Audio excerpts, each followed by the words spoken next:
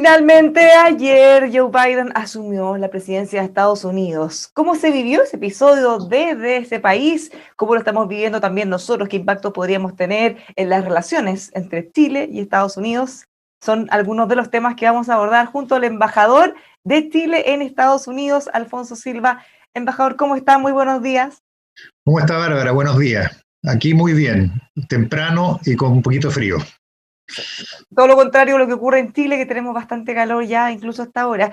Bueno, cuéntenos cómo se vivió en Estados Unidos la jornada de ayer, que fue bastante extensa y que nosotros seguimos también, minuto a minuto.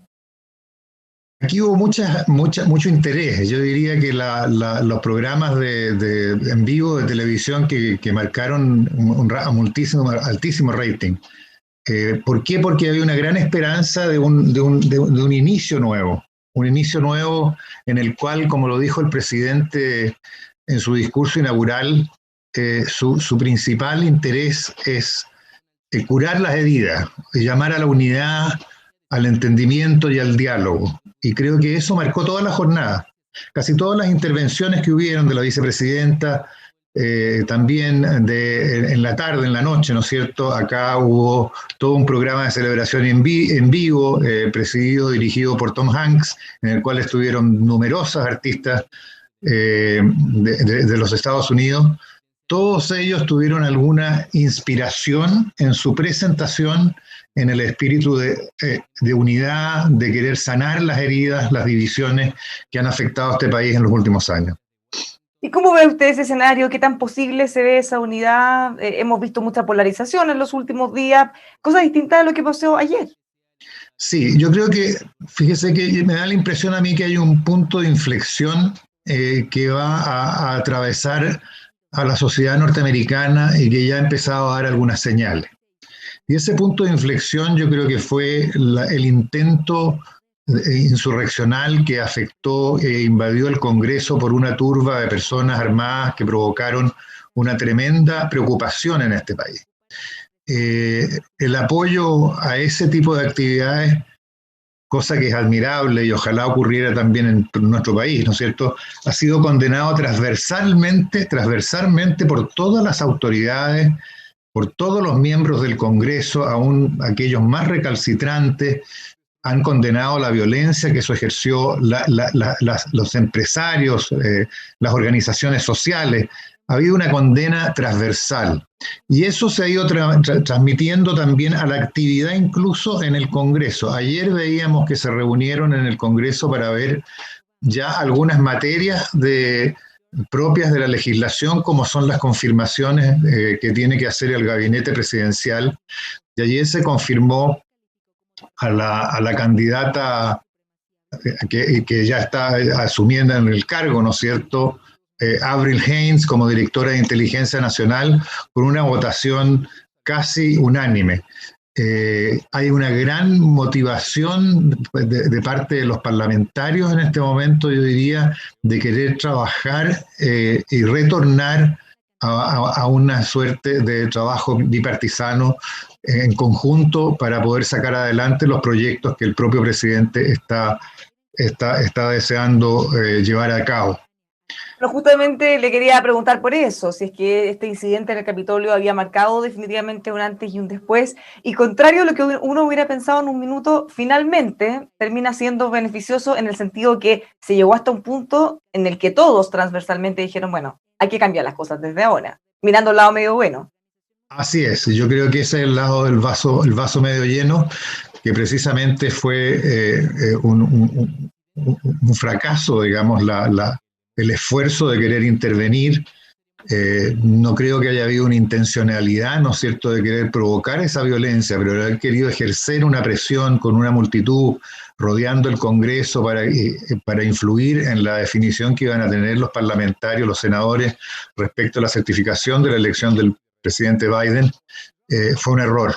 Y obviamente que los actos de violencia que se sucedieron después, espontáneos o no, también provocaron lo que señala usted, una reacción que al final ha terminado favoreciendo la posibilidad de iniciar un proceso de sanamiento para recuperar la unidad y el trabajo conjunto de los movimientos políticos. Una de las promesas más fuertes que ha hecho el presidente Biden tiene que ver justamente con eso, con lograr la unidad, retornar esa unidad nuevamente en Estados Unidos.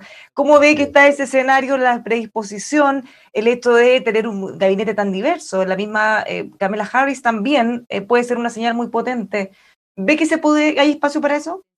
Yo creo que está viéndose, como le digo, tenemos algunos hearings en el Congreso de confirmación, el Comité de Relaciones Exteriores, el Comité de Inteligencia, el Comité de Comercio, están mirando en el día de hoy, por ejemplo, hay algunas reuniones en esos comités para confirmar al secretario de Estado, a la secretaria del Tesoro, Yellen.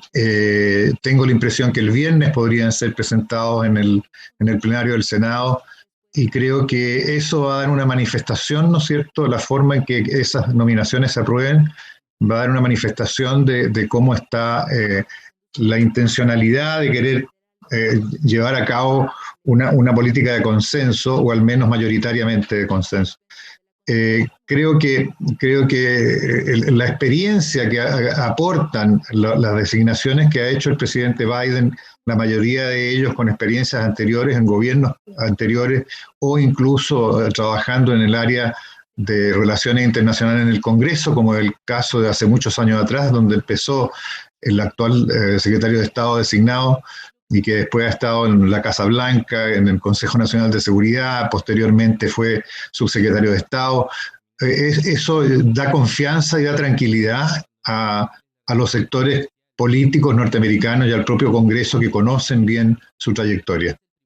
Así como había generado mucho temor lo ocurrido en el Capitolio hace unos días, habían amplios operativos de seguridad, que al parecer no fue tan necesario porque las manifestaciones fueron bastante menores de las que se podían haber esperado. ¿Cómo vivieron eso?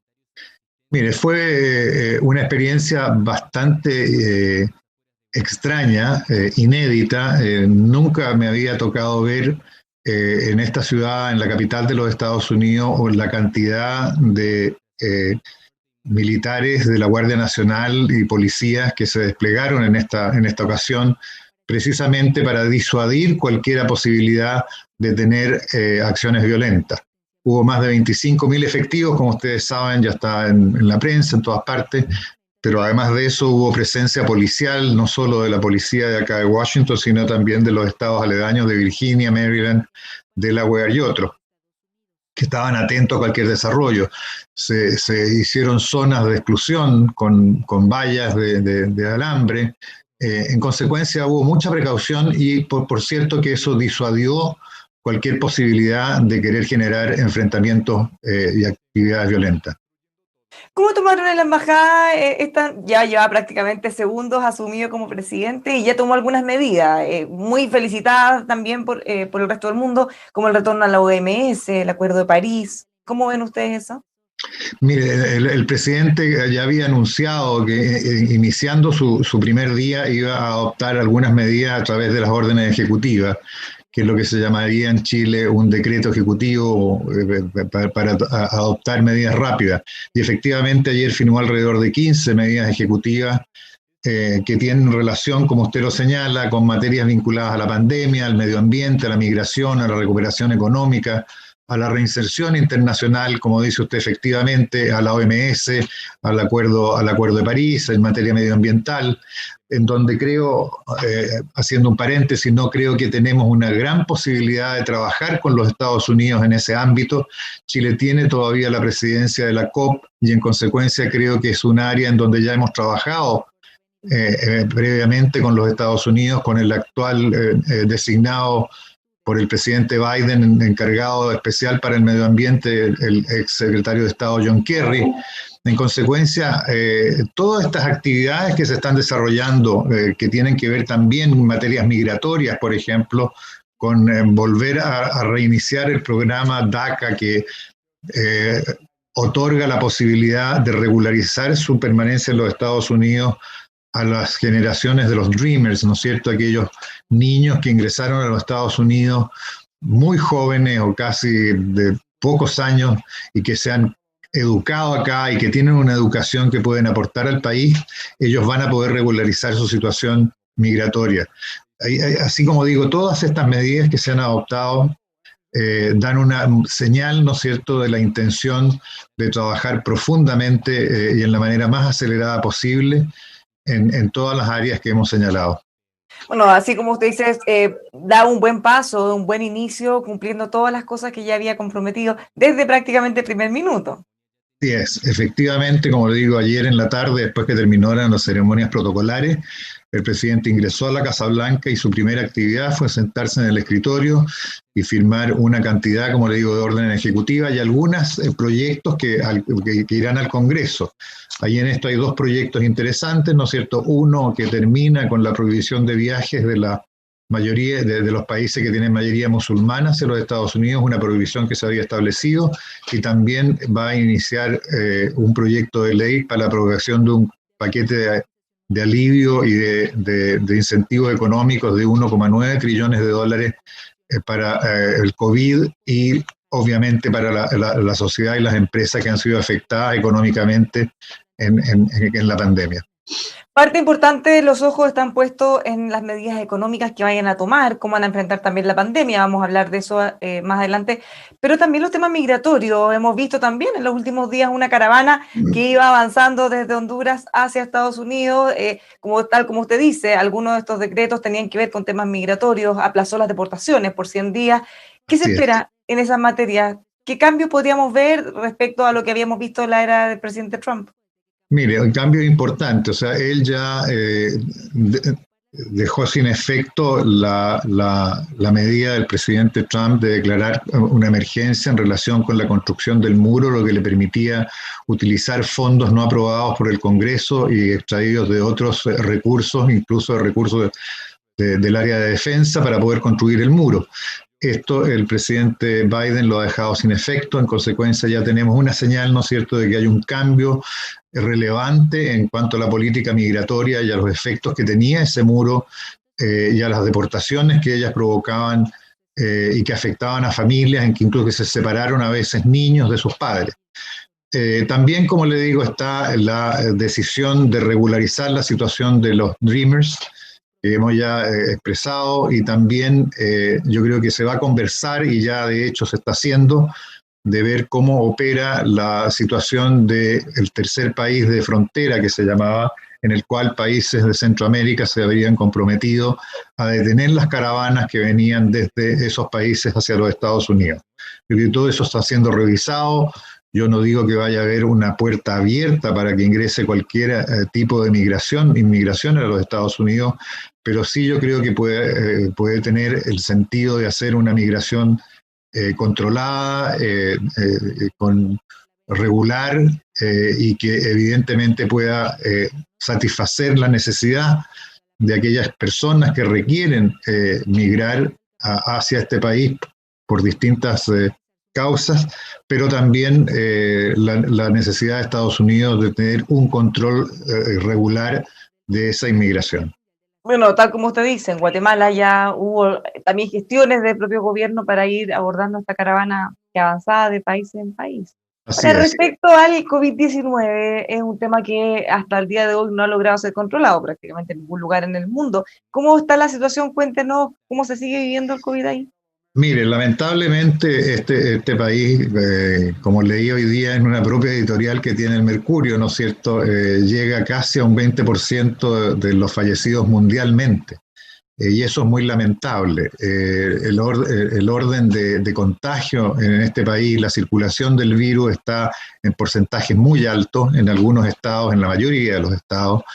Y eso, bueno, refleja un poco las dificultades que tiene el sistema federal de los Estados Unidos para tener una sola política respecto de cómo se tratan estas materias, dadas las independencias que tienen los estados para, incluso algunas veces los propios distritos, para manejar la forma en que enfrentan esta pandemia.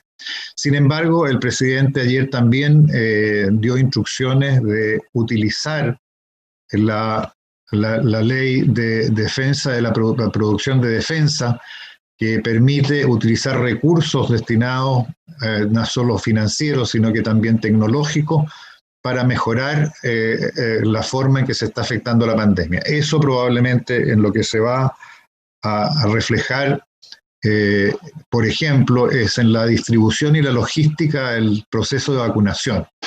La vacunación ha ido lenta en los Estados Unidos en general por falta de elementos logísticos y financieros de los estados y de algunos distritos para poder llevar a cabo esta tarea.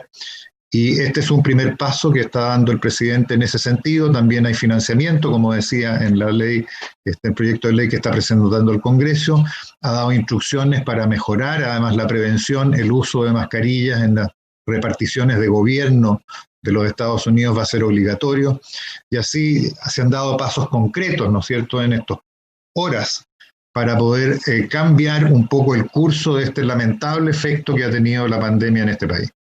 Embajador, y usted viviendo en Estados Unidos, cuéntenos un poco cómo se vive en el ambiente, en nuestro caso en Chile, por ejemplo. Estamos muy cansados, uno ve la fatiga, y esa es una de las principales dificultades que estamos teniendo para que la gente siga haciéndole caso a las restricciones. ¿Cómo lo ve en la ciudadanía en Estados Unidos? Bueno, efectivamente, yo creo que el agotamiento es universal, ¿no es cierto? Y acá no es una excepción.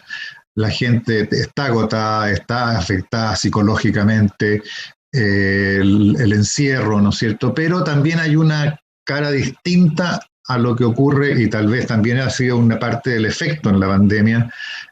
Acá la normativa para controlar y establecer zonas de lockdown, por ejemplo, es bastante más relajado. El control que se hace de la gente que tiene que cumplir cuarentena está más bien entregado a la voluntad de las personas. Hay un control relativo, pero no es de la misma manera o de la misma fuerza que se puede ver en algunos países europeos o en Chile propiamente tal. En consecuencia, también hay cierta flexibilidad, la gente puede salir a hacer deporte, normalmente van premunidos de mascarilla, hay grupos etarios que son un poco más resistentes, ¿no es cierto?, que no la usan cuando salen a hacer jogging o algún tipo de ejercicio, pero en general la gente se cuida. Si usted sale a las calles de Washington, no hay una gran cantidad de gente caminando por las calles, y aquellos que están haciendo algún trámite normalmente usan mascarilla, mantienen la distancia. Si hay un momento en que se va a cruzar una persona con otra, se separan en la vereda o incluso bajan desde la vereda a la calle para no estar a menos de 2 metros de distancia. Entonces hay una cultura que se ha ido generando en ciertos sectores acá, en que ha permitido que ese comportamiento no requiera de un control tan severo por la policía o por la autoridad. Eso es bastante decir, a nosotros nos ha costado hoy, hay mucho.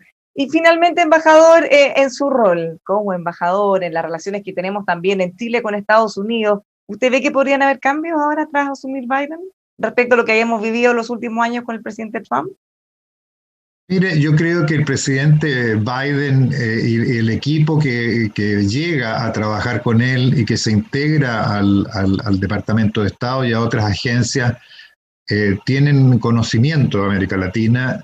Creo que van a afectar, por ejemplo, la política que se llevaba antiguamente en relación con Venezuela.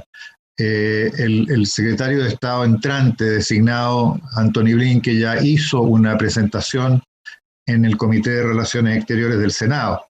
En ese comité le preguntaron efectivamente sobre Venezuela y Cuba. Él confirma su apoyo al gobierno, a la Asamblea Nacional, a la designación de Guaidó como su representante. Sin embargo, también anuncia de que quisiera tener una aproximación para generar una política común con los distintos actores que han tenido interés en trabajar para el retorno a una democracia en Venezuela.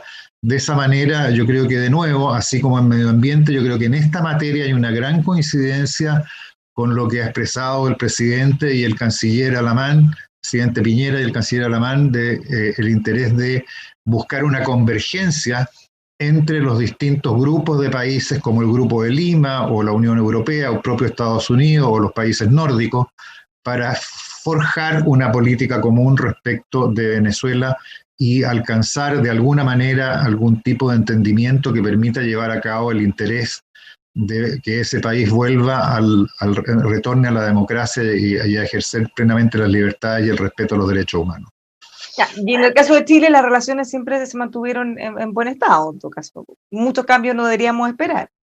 Mire, yo creo que tenemos, como le decía, áreas importantes de trabajo en materia bilateral, en materia de medio ambiente, en materia de cambio climático. Creo que son áreas que podemos trabajar perfectamente más allá de Estados Unidos. En el pasado tuvimos una cooperación profunda respecto de generar instituciones más fuertes y mejor gobernabilidad en Centroamérica, en una cooperación bilateral que tuvo Estados Unidos y Chile con mucha profundidad hace años atrás, en la época del presidente Obama y también en una parte de la época del presidente Trump, que después se diluyó por distintas razones por parte del gobierno norteamericano. Creo que podemos retornar a ese tipo de trabajo. Creo que hay áreas en el área del comercio, en las inversiones. Creo que, por ejemplo, el trabajo que ha hecho Chile en materia de economía digital con Nueva Zelanda y Singapur, me parece que sería interesante de explorar con los Estados Unidos también, de avanzar en ese sentido.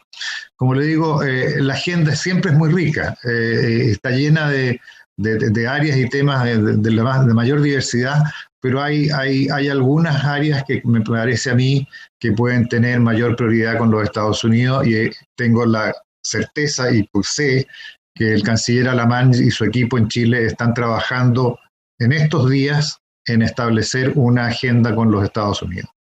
Nos quedamos con ese optimismo entonces, embajador. Muchas gracias por conversar con nosotros. Que tenga un buen día. Un gusto hablar con usted, Bárbara, y que tenga un muy buen día. Hasta luego. Muchas gracias a quienes nos acompañan también. Como siempre, los invitamos a que sigan informándose con nosotros en emol.com.